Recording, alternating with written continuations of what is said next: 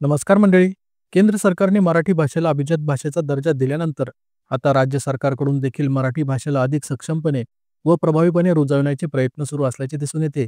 शासकीय कार्यालयाने आणि शासन स्तरावरील सर्वच प्रक्रियेत माय मराठीचा अधिकाधिक व सक्तीचा वापर करण्यासंदर्भात राज्यातील माहिती सरकारने महत्त्वाचा निर्णय घेतलाय.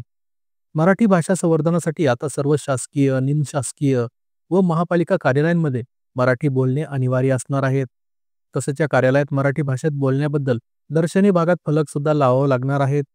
शासकीय कार्यालयांतील संगणकावरील कळफलक ही सुद्धा मराठी भाषेतच असणार आहेत. तसेच मराठी भाषेचा वापर करण्यास नकार देणाऱ्यांवर तसेच या कार्यालयांमध्ये मराठी भाषेचा वापर करण्यास नकार देणाऱ्यांवर शिस्तभंगाची कारवाई केली जाणार असल्यासंदर्भात शासन निर्णय जारी करण्यात आलाय. या शासकीय कार्यालयांमध्ये मराठी भाषेमधून संभाषण न करणाऱ्या शासकीय अधिकारी, कर्मचारी यांच्याबाबत संबंधित कार्यालय प्रमुख किंवा विभाग प्रमुख यांच्याकडे तक्रार करता येईल.